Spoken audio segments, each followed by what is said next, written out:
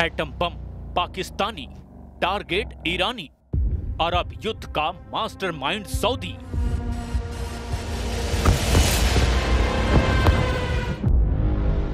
इस वक्त पश्चिम एशिया से लेकर के अरब की जमीन पर जो जंगी पैंतरे चल रहे हैं वो वाकई सर्वनाश के पुख्ता संकेत हैं।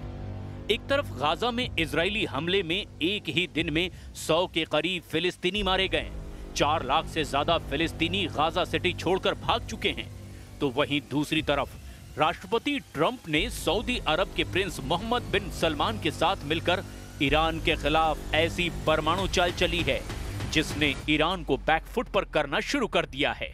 हैरानी की बात तो यह है कि अमेरिका और सऊदी अरब ने मिलकर पाकिस्तान को अपना पहला परमाणु मोहरा बनाया और फिर अरब की जमीन पर सऊदी अरब को पाकिस्तान के परमाणु बम के जरिए परमाणु संपन्न देश बनने का रास्ता साफ कर दिया है। चौंकाने वाली बात तो यह है कि जो दावे किए जा रहे हैं कि सऊदी अरब और पाकिस्तान की परमाणु हथियारों की डील इजराइल और भारत को ध्यान में रखकर की गई है, उस दावे को ठेंगा दिखाते हुए अब पता चला है कि सुन्नी मुस्लिम देश सऊदी अरब शिया मुस्लिम देश ईरान को टारगेट करने के लिए पाकिस्तान को परमाणु मोहरा बनाकर इस्तेमाल कर रहा है। यानी ईरान के ऊपर सऊदी अरब पाकिस्तान के परमाणु बमों से हमला कर सकता है, क्योंकि ईरान एक शिया मुस्लिम मुल्क है और सऊदी अरब से उसका 36 का आंकड़ा हमेशा रहा है। हम आपको गाजा में खूनी संग्राम से लेकर अरब युद्ध में मास्टरमाइंड बनने जा रहे सऊदी अरब की वो चाल दिखाने जा रहे हैं जिसने पुतिन के भी ईरान के बहाने पसीने निकालने शुरू कर दिए हैं। ईरान पर गिरेगा पाकिस्तानी परमाणु बम, अमेरिका का मोहरा सऊदी अरब।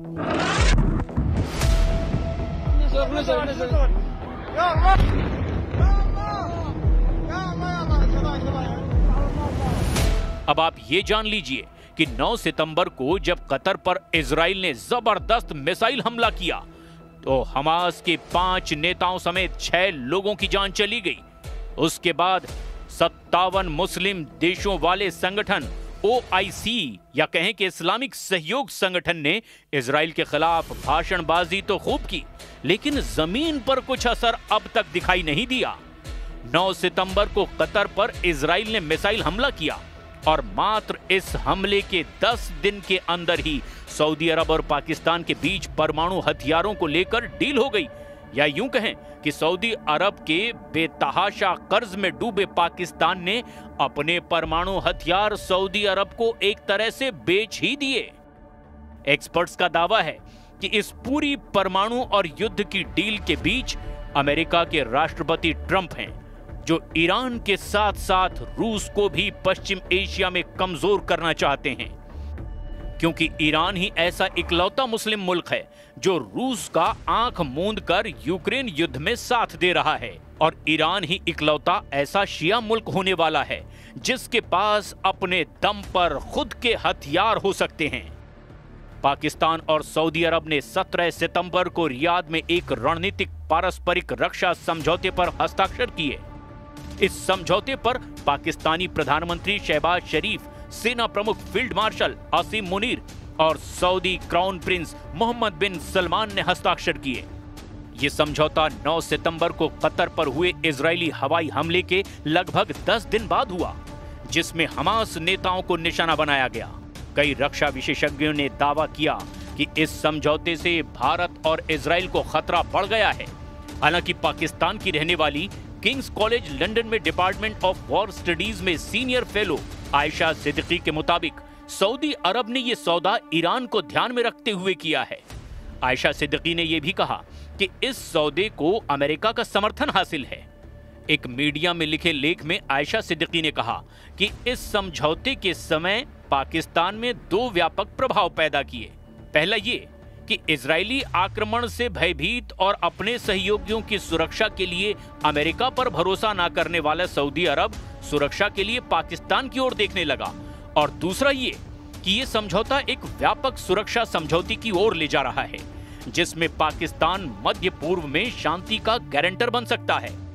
ऐसी अवधारणाएं निश्चित रूप से भारत के साथ हाल ही में युद्ध की स्थिति के बाद खास तौर पर अमेरिकी राष्ट्रपति डोनाल्ड ट्रंप के 5 जेट मार गिराए जाने वाले बयान के बाद से बनी है। आयशा सिद्दीकी के मुताबिक 3 बातें ध्यान करने योग्य है। पहला, पाकिस्तान दशकों से सऊदी अरब की मदद करता रहा है। दूसरा, ये वास्तव में इजराइल का नहीं बल्कि ईरान का मामला है। और तीसरा, इस कदम को संभवतः अमेरिका की मौन स्वीकृति हासिल है। उनके इस बयान का आधार यह भी है कि अमेरिका कभी भी ऐसा नहीं करेगा जिसका नकारात्मक असर इजराइल पर पड़े। अमेरिका और इजराइल पक्के दोस्त हैं। कतर भी अमेरिका का खास है। इसके बावजूद अमेरिका ने इजरायली हमले को लेकर कतर का समर्थन किया। ये बताता है कि अगर सऊदी अरब अकेले अपने दम पर यह समझौता करता तो अमेरिका जरूर इसमें अड़ंगा लगाता, लेकिन अमेरिका ने ऐसा नहीं किया, समझौता होने दिया। सऊदी अरब ईरान के परमाणु हथियारों को इजराइल की तरह अपने अस्तित्व के लिए खतरे के रूप में देखता है। सऊदी अरब सुन्नी इस्लाम का नेता है, जबकि ईरान शिया इस्लाम का। ईरान तेजी से परमाणु हथियारों के विकास पर काम कर रहा है।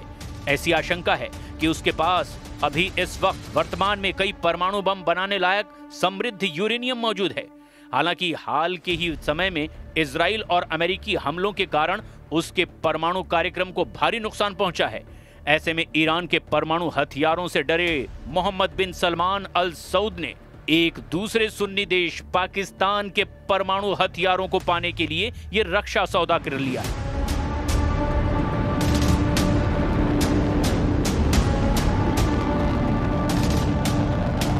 और मतलब इस वक्त तराजू में क्योंकि जब होता है कि एक पर हमला दूसरे पर हमला, तो फिर ज़ाहिर पाकिस्तान की तो भारत के साथ नहीं बनती। और हालिया भी जंग हुई, तो क्या ये समझा जाए कि बाकायदा तौर पर एक वो भी उस तरीके से इन्वॉल्व होंगे? अगर पाकिस्तान और भारत का तनाज़ा होता है, फिर सऊदी अरब का किसी से तनाज़ा होता है, तो हमारी भी फोर्सेज इन्वॉल्व होंगी? जी बिल्कुल, इसमें कोई शक नहीं है। हमने कोई किसी जो है वो मुल्क का नाम नहीं लिया कि कौन मुल्क जो है वो अग्रेसर होगा तो हम जो है वो रिटेलिएट करेंगे। ना सऊदी अरेबिया ने उसका कोई नाम लिया है, ना हमने कोई नाम लिया है।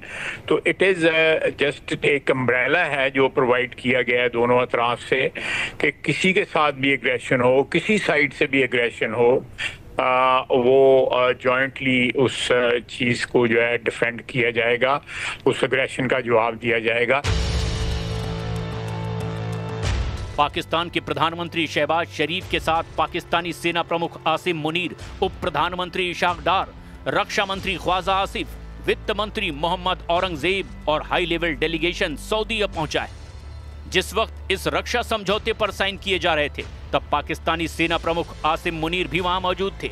एक अधिकारी ने रॉयटर्स को बताया कि यह समझौता किसी खास देश या घटना के खिलाफ नहीं हुआ, बल्कि दोनों देशों के बीच लंबे समय तक चले गहरे सहयोग का आधिकारिक रूप है।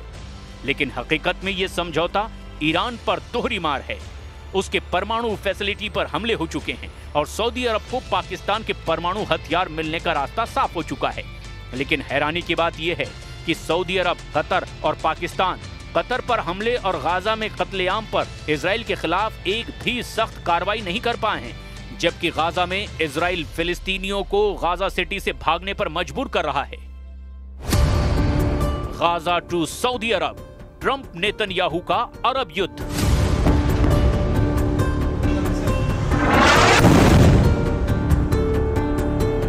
आप ये भी जान लीजिए कि पश्चिम एशिया से लेकर के अरब मुल्कों के बीच चल क्या रहा है। पहले गाजा के ताजा हाल को भी समझते हैं। कुछ घंटे पहले ही इजराइल ने एक बार फिर से गाजा के अलग अलग इलाकों पर बेतहाशा हमले किए हैं। 7 अक्टूबर 2023 से शुरू हुए हमास और इजराइल के बीच युद्ध में अब तक 65,208 फिलिस्तीनियों की मौत हो चुकी है। 1,66,271 लोग घायल हो चुके हैं। इजराइल ने गाजा सिटी और दक्षिणी इलाकों में जमीनी अभियान और स्ट्राइक बढ़ा दिया है। वहीं हमास का दावा है कि अब भी लगभग 6,50,000 इजरायली बंधक हैं। ऐसा दावा किया जा रहा है कि गाजा सिटी में इजराइल जो कर रहा है उससे साफ हो रहा है कि उसका मकसद एथनिक क्लींजिंग करना है। लाखों लोग इस वक्त इजरायली हमले की वजह से बेघर हैं। शहर में कई बिल्डिंग्स को आईडीएफ के जरिए तबाह किया गया है। ऑपरेशन में सिर्फ 2 हफ्ते में 20 से ज्यादा टावर ब्लॉक ध्वस्त कर दिए गए हैं। सेना का कहना है कि इन इमारतों का इस्तेमाल हमास करता था, जबकि स्थानीय लोग और संयुक्त राष्ट्र मानवाधिकार कार्यालय यानी OHCHR इसे नागरिकों को जबरन उजाड़ने की कोशिश बता रहा है। इजरायली सेना ने हाल ही के दिनों में जैतून, मुफ्फा, शेजाया और शेख अल रदवान इलाकों में भी लगातार घरों को निशाना बनाया है। इन जगहों पर तबाही सैटेलाइट तस्वीरों में साफ दिखाई दी है। गाजा की NGO नेटवर्क के प्रमुख अमजद अल चावा का कहना है कि गाजा सिटी की 65% से ज्यादा इमारतें और घर अब तक तबाह और बुरी तरह से बर्बाद हो चुकी हैं। सबसे ताजा हवाई हमले में 91 से ज्यादा फिलिस्तीनी इजरायली हमले में मारे गए हैं। वीडियो में भी कुछ ही मिनटों में हवाई हमले में 2 मिसाइलें इमारत के आधार पर गिरी और पूरी इमारत 6 सेकंड में ही ढह गई। धूल और मलबे ने आसपास खड़े सैकड़ों फिलिस्तीनी टैंकों को घेरे में देख लिया। इजराइल के वित्त मंत्री बेज़लेल स्मोट्रिच ने पहले ही कह दिया है कि गाजा का बड़ा हिस्सा पूरी तरह नष्ट कर दिया जाएगा और आबादी को मिस्र सीमा के पास छोटे हिस्से तक सीमित किया जाएगा। वहीं सेना के प्रवक्ता लेफ्टिनेंट कर्नल नदान शोशानी का कहना है कि गाजा को पूरी तरह मिटाने की कोई रणनीति नहीं है। ऐसे हालात में साफ कहा जा सकता है कि अमेरिका और इजराइल ने मिलकर के अब अरब देशों को पूरी तरह से कंट्रोल कर रखा है और ईरान को इसीलिए टारगेट कर रहा है ताकि रूस को कमजोर किया जा सके। अब देखना यह होगा कि पाकिस्तान के परमाणु बम ईरान के खिलाफ इस्तेमाल होते हैं या नहीं।